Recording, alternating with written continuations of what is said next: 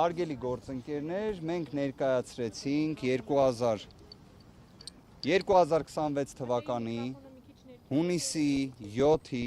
ազգային ժողովի ընտրությունների արդյունքները անվավեր ճանաչելու դիմում։ Նշված դիմումի շրջանակներում ներկայացրել ենք այն մասշտաբային ընտրախախտումները, որոնք տեղի են ունեցել նախքան քվեարկության օրը, ինչպես նաև քվեարկության օրը ևս։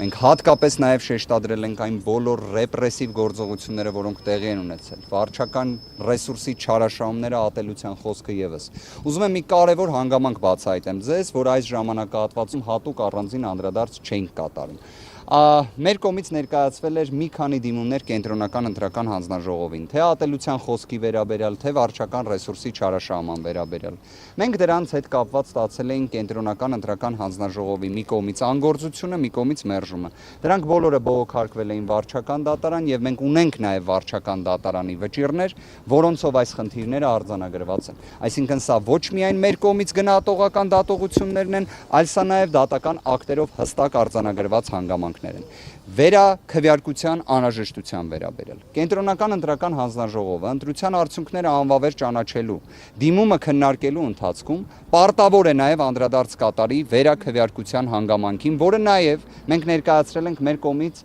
մուտքագրված այլևս դիմումի շրջանակներում։ Վերաքվեարկության հիմքերը շատ հստակ են։ Եթե անվավեր ճանաչված այդ ընտրական տեղամասերի արդյունքները ազդեցություն են գործում ընտրության արդյունքների վրա, ապա պարտադիր է այդտեղ վերաքվեարկության հանգամանքը։ Պարտավոր է կենտրոնական ընտրական հանձնաժողովը նշվածը կազմակերպել։ Ասեմ ավելին, այստեղ մեծ հարց է, արդյոք միայն այդ երկու ընտրական տեղամասերում, թե մի շարք այլ ընտրական տեղամասերում ևս։ Մեր կողմից ներկայացված ընտրության արդյունքների անվավեր ճանաչելու հիմքերի մեջ է նաև մի շատ կարևոր հանգամանք։ Հարգելի գործընկերներ, ընտրություններին մասնակցած մեր հայրենակիցներից 100,000-ի ձայները 100,000 կլորացնում եմ գործընկերներ, ձայները ոչ թե անձնագրի պատշաճ կերպով աշխատանքի արդյունքում են ձևավորվել, այլ մասնագետի կողմից մուտքագրման եղանակով լրացնելու։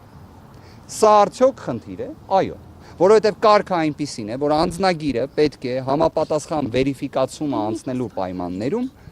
պատշաճ լինի։ Եթե պատշաճ չի լինում, սա խնդիր է, թե ոչ, այո, խնդիր է։ Ծավալն էլ կազմում է շուրջ 100,000,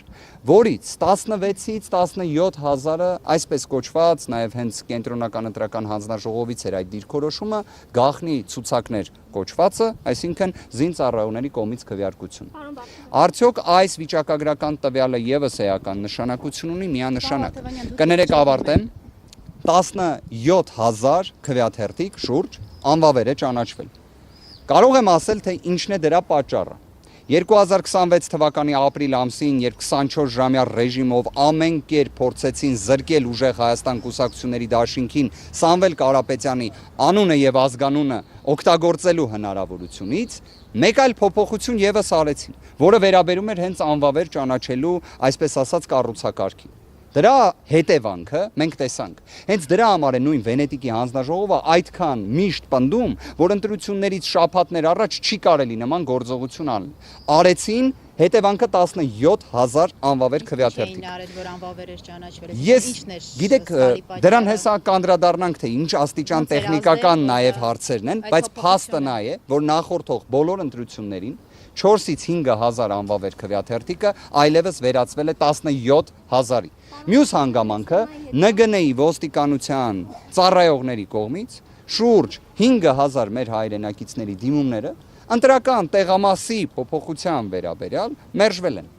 Այս թվերի համակցությունը, որ հիմա դուք բոլորը դիտարկեք այն մթնոլորտի, այն չարամիտ մթնոլորտի պայմաններում, որտեղ նույնիսկ ԵԱԿ ժմիգի կողմից արձանագրվում է, որ վարչական ռեսուրսի չարաշահման դեպքեր եղել են, որ տարբերակված մոտեցում, ռեպրեսիվ քրեական հետապնդումներ եղել են, այս ամենի հետ մեկտեղ դուք պարզապես այլ հետևության, քան որ այս ընտրությունների արդյունքները պետք է անվավեր ճանաչվեն, դուք այլ հետևության չեք կա։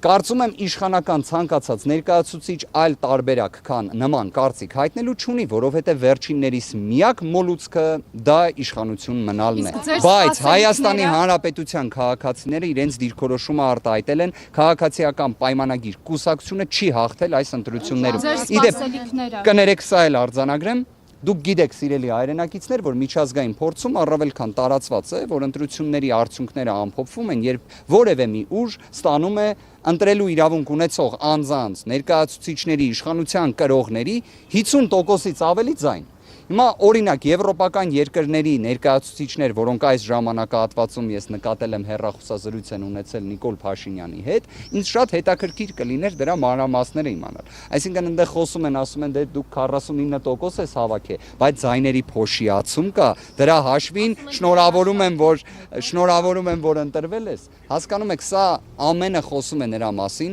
որ հայ հասարակությունը իր գնահատականը տվել է եւ նաեւ շատ հստակ էլ արձանագրեմ, մեր դիրքորոշումը հետեւյալն է։ Քաղաքացիական պայմանագիր կուսակցության կողմից ըստ Կենտրոնական ընտրական հանձնաժողովի կողմից հրապարակված թվերի տվյալները չեն համապատասխանում իրականությանը։